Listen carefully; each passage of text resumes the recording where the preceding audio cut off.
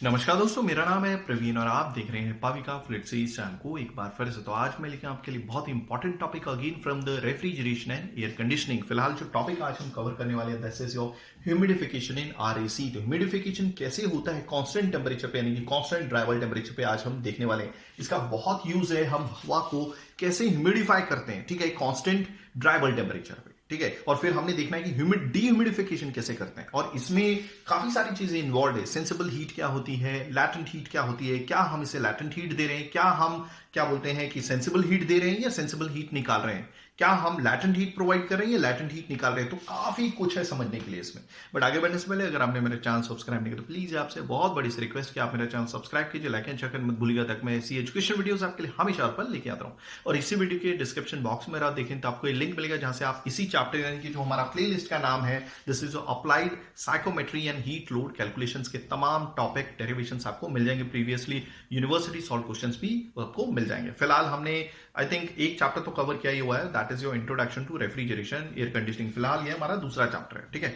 और दूसरी चीज, आए दिन काफी सारे कमेंट्स आते हैं सर आपकी वजह से हमारे बहुत अच्छे मार्क्स आए हैं फ्लूइड मैकेनिक्स में, फ्लूइड मशीन्स में, heat transfer, strength of metal मैंने आपके लिए कवर किया हुआ है, केमिकल इंजीनियरिंग के वीडियोस कवर किए हुए हैं। स्पेशली मैंने गेट यानी कि 2000 से लेकर 2020 तक के काफी सारे क्वेश्चंस गेट केमिकल इंजीनियरिंग के वीडियोस कवर किए हुए। तो ये सब आप ही की वजह से, सपोर्ट की वजह से, जिसकी वजह से ये चैनल चल रहा है।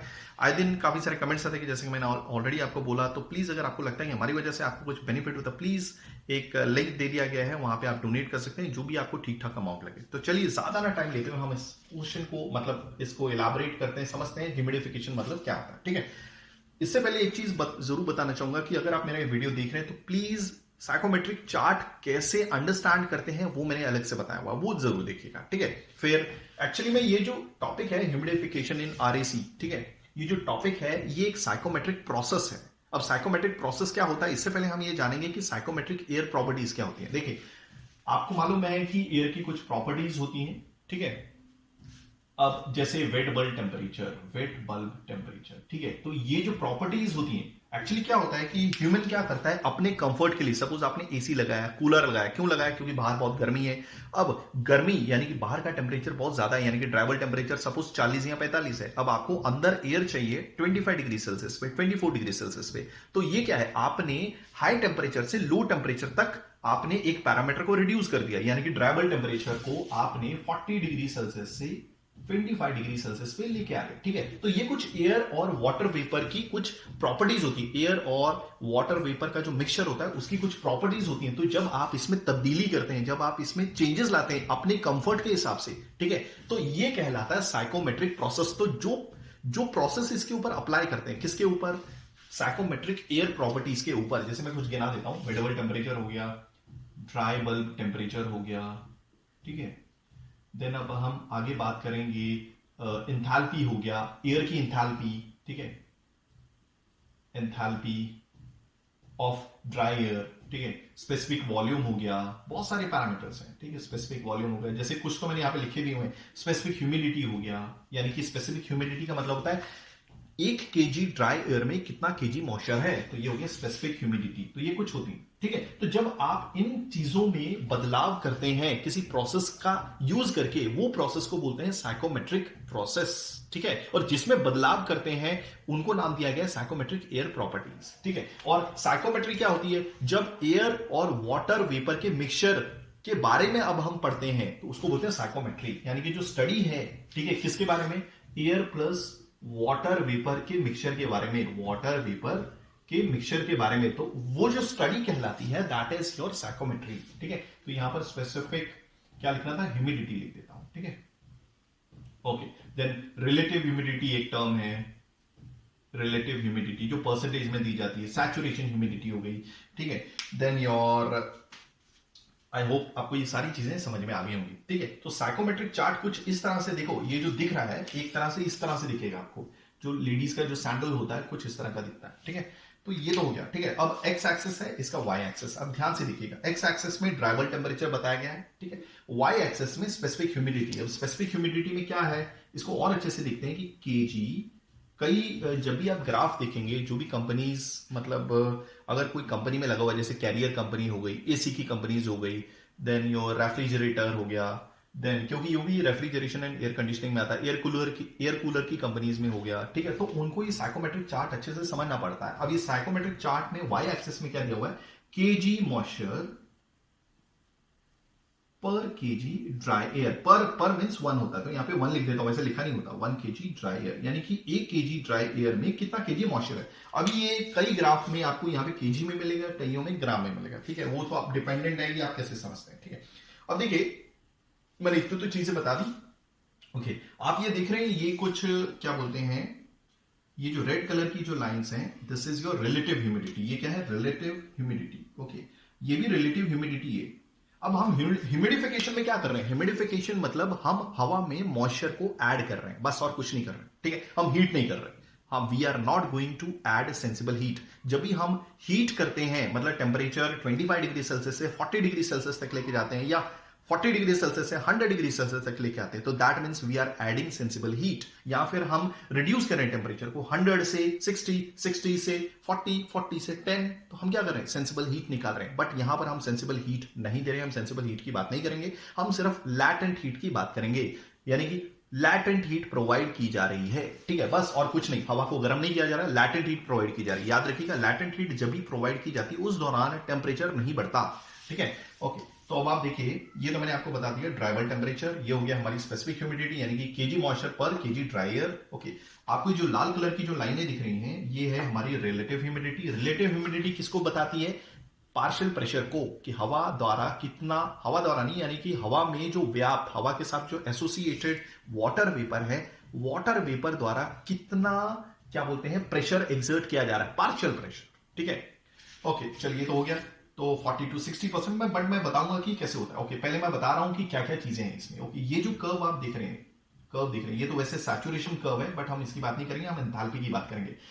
ड्राई एयर द्वारा जो एंथैल्पी होती है, मतलब ड्राई एयर के द्वारा जो एंथैल्पी, यानी कि सपोज एक केजी एयर, सपोज यहाँ पे पर केजी ड्राई एयर है, तो 1 केजी ड्राई एयर द्वारा 1 केजी ड्राई एयर के पास हीट कंटेंट कितना होता है। अब ये जो हीट कंटेंट होता है, ये 2 मिक्सचर से बना होता है, एक लैटेंट हीट और सेंसिबल हीट से, ठीक है। तो चलिए अब समझते हैं। मान लीजिए 1.1 है, देखिए मैं यहां पर एक काम करता हूं, यहां पे लिखता हूं 25 डिग्री सेल्सियस, यहां पे लिखता हूं 30 डिग्री सेल्सियस, यहां पे लिखता हूं 35 डिग्री सेल्सियस। ये जो टीडी है, ये मान लीजिए 40 डिग्री सेल्सियस है, ठीक है।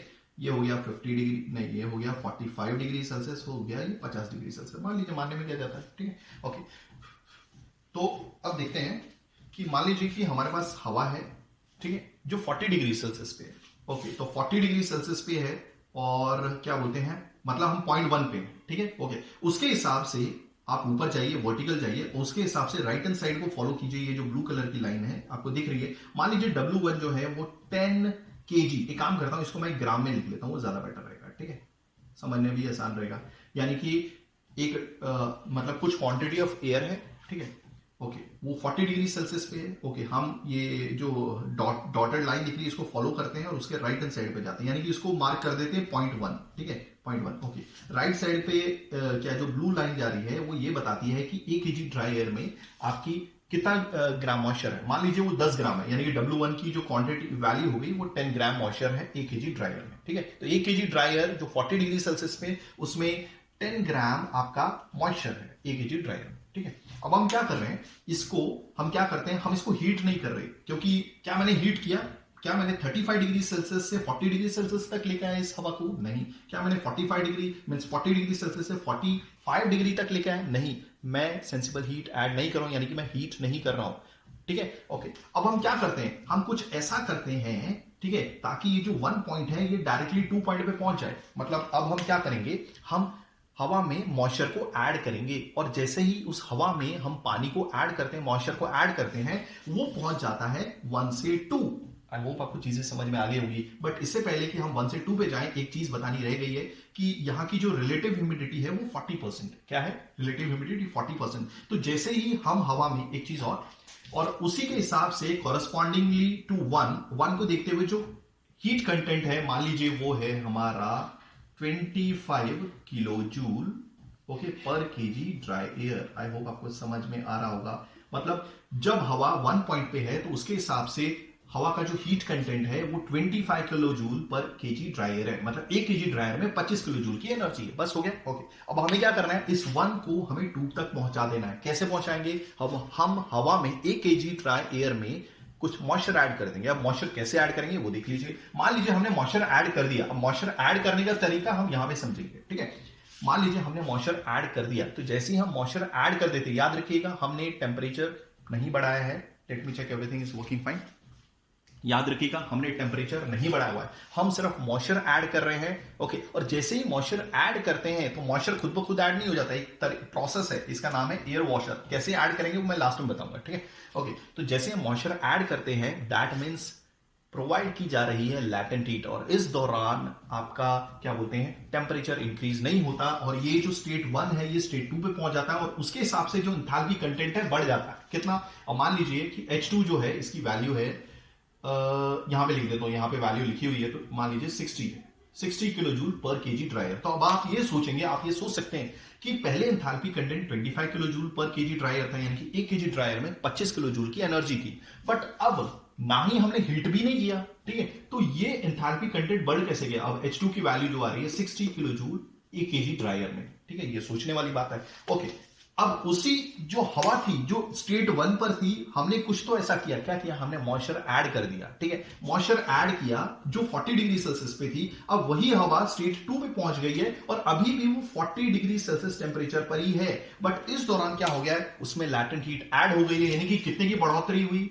H2 माइनस H1, यानी कि 25 किलो जूल में क्या ऐड किया होगा ताकि 60 बन जाए, यानी कि ये हो गया 25 प्लस 10 यानी कि 35 किलो जूल ऐड कर दिया गया है 1 केजी ड्राई एयर में। क्लियर हो गया। ओके, और मॉइस्चर कंटेंट भी इसका बढ़ गया है। मॉइस्चर कंटेंट मान लीजिए अब ये जो हो गया है, ये हो गया है 30 ग्राम मॉइस्चर 1 केजी ड्राई एयर में, ठीक है। तो अब आप देखिए कितने की बढ़ोतरी हुई, W2 माइनस W1, यानी कि moisture content 1 KG dry air में कितना बढ़ गया है, तो लगभग आप देख रहे हैं पहले 10 था, अब 30 हो गया, यानी कि 20 ग्राम मॉइस्चर ऐड कर दिया गया है। अब कैसे ऐड करेंगे वो देखिए। तो हमने क्या किया, ह्यूमिडिफिकेशन प्रोसेस क्या होता है, हमें हीट नहीं करना है, हमें एक कांस्टेंट ड्राई बल्ब टेम्परेचर पे मॉइस्चर को ऐड कर देना है, और जैसे ही मॉइस्चर कंटेंट हवा में बढ़ जाता है तो उसकी एंथैल्पी भी बढ़ जाती है। बट एंथैल्पी हीट करने की वजह से नहीं बढ़ी, ये लैटेंट हीट देने की वजह से बढ़ी। अब लैटेंट हीट कौन दे रहा है वो हम इस प्रोसेस में समझेंगे, ठीक है। तो हमने कितना मॉइस्चर ऐड किया, 20 ग्राम मॉइस्चर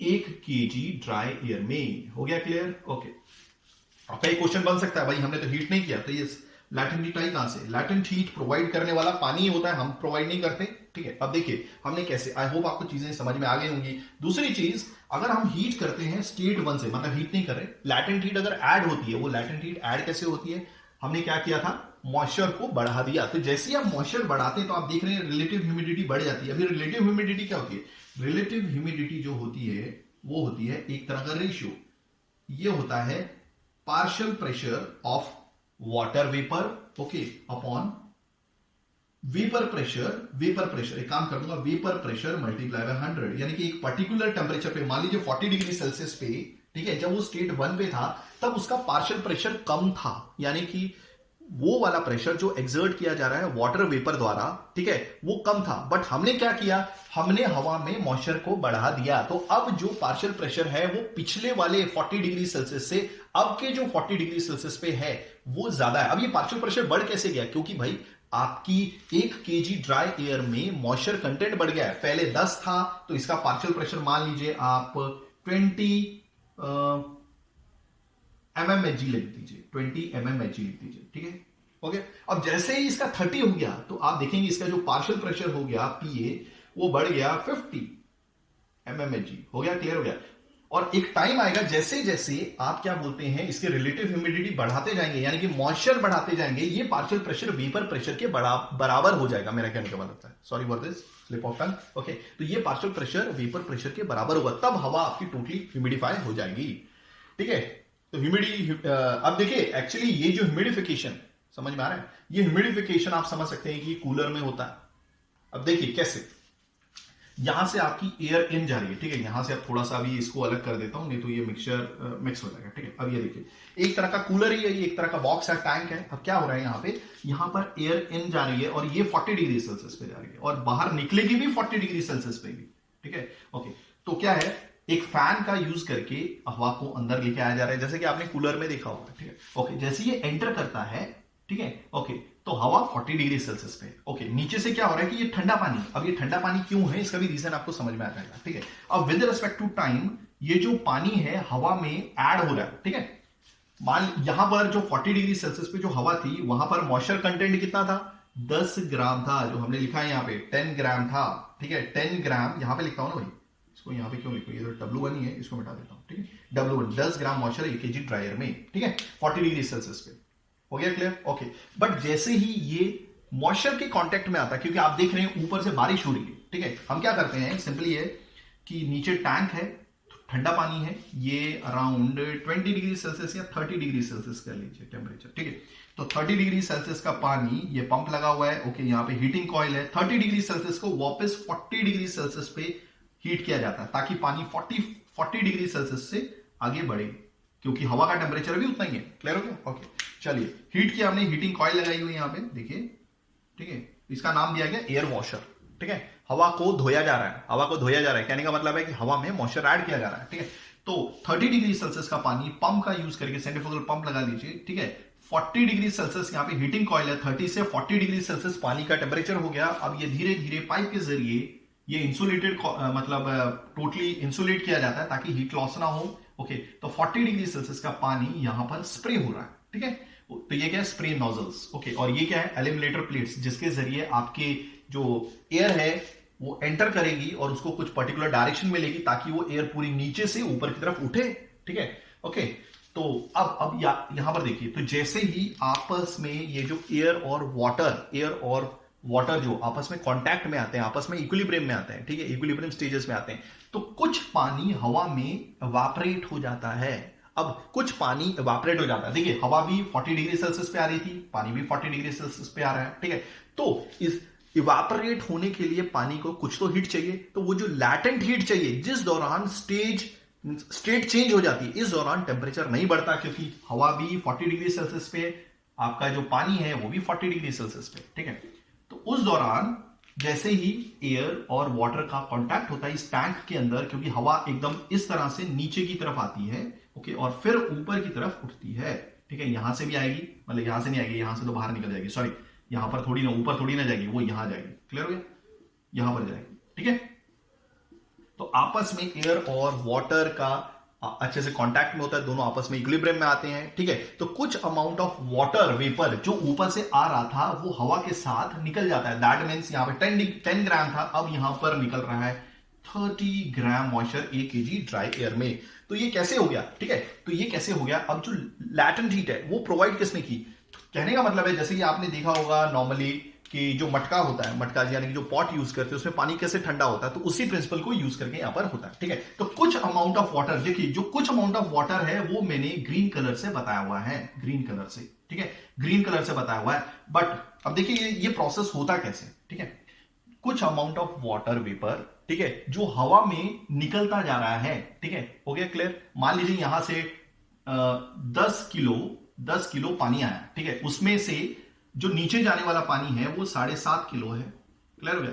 2.5 किलो जो पानी है वो हवा में चला गया, ठीक है। तो ये जो 2.5 किलो वाला पानी है, मैं एक एग्जांपल लेके बता रहा हूं आपको, 2.5 किलो वाला पानी है, इसको एवापोरेट होने के लिए जो लैटेंट हीट चाहिए, यानी कि जो स्टेट चेंज करने के लिए जो लैटेंट हीट चाहिए, वो 7.5 किलो वाले पानी से लेगा, सिंपल सी बात है। तो अगर वो इससे हीट लेगा, कौन सी, लैटेंट हीट, अपनी स्टेट चेंज करने के लिए, यानी कि 2.5 किलो को अपनी स्टेट चेंज करनी, यानी कि लैटेंट हीट चाहिए, तो वो 7.5 किलो की लैटेंट हीट लेगा। तो उस दौरान क्या होगा, अगर इससे लैटेंट हीट ली जा रही है तो ये पानी ऑटोमेटिकली ठंडा होगा, तो ये 40 डिग्री सेल्सियस से गिरता गिरता 30 डिग्री सेल्सियस तक आ जाएगा। ये जस्ट समझने की बात है, हमने एग्जाम्पल कंसिडर करना है, अभी 30 हो या 35 डिग्री सेल्सियस वो तो डिपेंड करता है, ठीक है, जब आप एक्चुअल में परफॉर्म करेंगे इस एक्सपेरिमेंट को, ठीक है।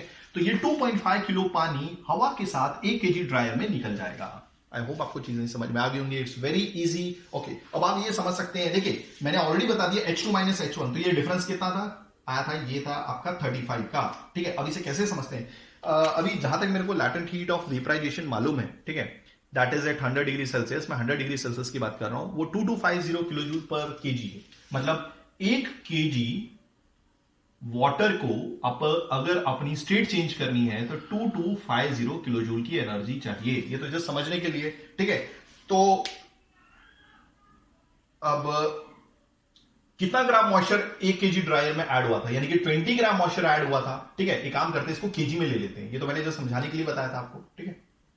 यूनिट कन्वर्जन मेरे को करना नहीं पड़ेगा। 1 केजी वाटर को अगर अपनी स्टेट चेंज करनी है, ठीक है, 40 डिग्री सेल्सियस पे, वैसे तो ये 2250 याद रखिएगा 100 डिग्री सेल्सियस पे, अभी फिलहाल मुझे 40 डिग्री सेल्सियस पे नहीं मालूम है, आप स्टीम टेबल देख सकते हैं, ठीक है। 1 केजी वाटर को अगर अपनी स्टेट चेंज करनी है तो 2250 सपोज किलो जूल की एनर्जी चाहिए 40 डिग्री सेल्सियस पे। तो अगर 20 केजी मॉइस्चर को, यानी कि 20 केजी वाटर को अगर अपनी स्टेट चेंज करनी है तो कितनी एनर्जी चाहिए होगी, और वो भी लैटेंट हीट चाहिए होगी। तो याद रखिएगा यहां पर लैटेंट हीट प्रोवाइड की जा रही है। जब भी आपको स्ट्रेट लाइन जब यहां से ऊपर जाए, यानी कि वर्टिकल जाए, ठीक है, तो आप हमेशा समझिएगा कि हम लैटेंट हीट दे रहे हैं। हम नहीं दे रहे, एक्चुअली में पानी दे रहा है, और फिर बदले में पानी, बचा हुआ पानी नीचे आके ठंडा हो जाता है, ठीक है। तो 2250 किलो जूल पर केजी, ये तो जस्ट समझने के लिए, केजी ऑफ वाटर ये यहां पर लिखिए और सामने लिख दीजिए 20 केजी ऑफ वाटर, ठीक है, 20 केजी। तो ये यूनिट कैंसिल, तो 2250 इंटू 20, ये आप मल्टीप्लाई कर लीजिए, उतने किलो जूल की एनर्जी, यानी कि लैटेंट हीट पानी, बाकी बचा हुआ पानी इस पानी को देगा ताकि अपनी स्टेट चेंज कर ले, और फिर यहां पर मॉइस्चर बढ़ जाएगा और फिर बाहर निकलेगा 30 gram of moisture 1 KG dryer में। तो याद रखिएगा हमने पढ़ा ह्यूमिडिफिकेशन, कौन कौन से साइकोमेट्रिक प्रोसेस होते हैं, जैसे sensible cooling, sensible heating, then humidification, dehumidification. अब देखते हैं, देखिए अब इस प्रोसेस में, ये जो साइकोमेट्रिक प्रोसेस था ह्यूमिडिफिकेशन, इसमें हम हीटिंग नहीं कर रहे थे, तो और कौन कौन से होते हैं। हम सबसे पहले हीट करेंगे, देखिए मैं अलग चीज बता रहा हूं जो अब हम अगले वीडियो में करने वाले। सबसे पहले हम हीटिंग करेंगे, फिर ह्यूमिडिफिकेशन करेंगे, ठीक है। एक दूसरा भी है साइकोमेट्रिक प्रोसेस जिसमें हम डीह्यूमिडिफाई करेंगे, मतलब सबसे पहले हम डीह्यूमिडिफाई करेंगे फिर कूलिंग करेंगे। तो ये मैं आपको बता रहा था साइकोमेट्रिक प्रोसेस। आई होप आपको चीजें समझ में आई होंगी। अगर आप ऐसी एजुकेशन वीडियो चाहते हैं तो please do right A comment, मैं पूरी कोशिश करूंगा टाइमली वीडियोस लेके आने की। थैंक्स फॉर वॉचिंग, धन्यवाद, थैंक यू।